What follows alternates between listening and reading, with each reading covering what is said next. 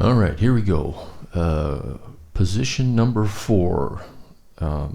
Just a quick recap. We've got, we're in A major, we've got Ionian mode, first position.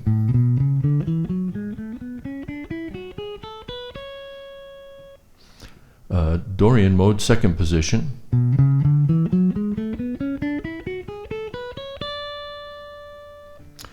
Phrygian mode, third position. Okay, so we've done those 3 so far. So we're on to the 4th position here, which is the Lydian mode. And again, you can pull it off your screen, but Lydian is going to be starting in D, which is the 10th fret. 2 whole steps, half step, whole step, half step, whole step, whole step, half step, 1 whole step, and then repeat the 2 whole steps.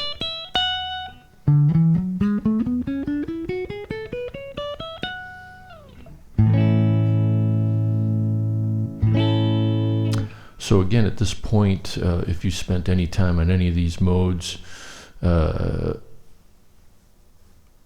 overthink it. But it's not too much of a stretch to start trying to connect the modes to each other as you're playing. So maybe do the Ionian on the first 2 or 5th and 6th strings, and then head over to the Dorian.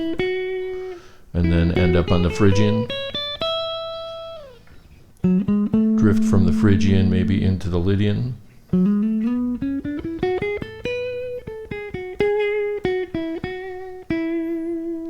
those types of things will start to present themselves. Maybe start looking for some of the notes that set each of those positions apart, and those types of discoveries will make a lot more sense once we have all the modes down. But now we've got 4 modes here to work on. There's a lot of connections to be made.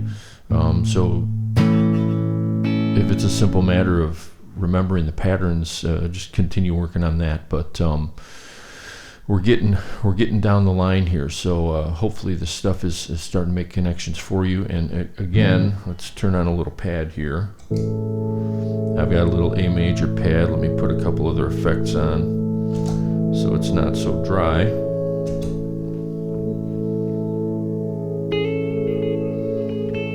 I'm in the Phrygian, Dorian, dropping all the way down into Ionian.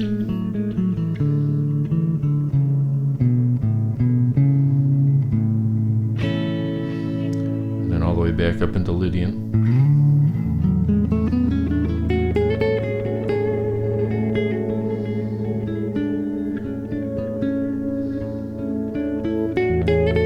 Hit that open A if you want right there. Experiment with doing some drones. Now you can see where the patterns come when people do these open string drone things. Dropping in the Phrygian from the Lydian, Dorian, into Ionian. So again, a situation where there's a lot of ground you can cover with improvisation. Again, this isn't really meant to be lessons, but if you can work these notes in, or just the patterns, whatever works for you, it gives you kind of freedom to wander around, even if you're working on phrasing, by the way. So if you don't want to think about the notes too much, you have the patterns in place so you won't necessarily hit a wrong note. But then you can work on phrasing within that. So find out which notes you like to bend, whole step bends versus half step bends. Knowing these patterns will put you in a situation where you can experiment with those things. For instance, let me think about this. Okay, so if you're in the Lydian,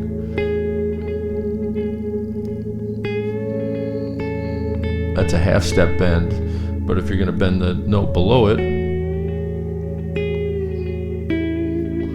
that's a whole step bend, but you can see it right in the pattern. So if you know that pattern, you know whether you want to attempt again, this is just foundational stuff, but you can start off by knowing which notes are going to sound sweeter with a half-step bend versus a whole-step bend. And half-step bends are greatly underrated. Everybody wants to do these big, giant, sweeping bends, but those half-step bends can just be sweet little things.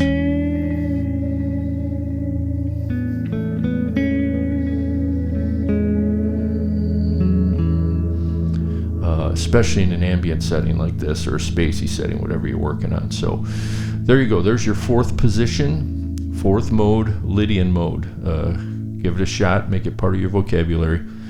Enjoy.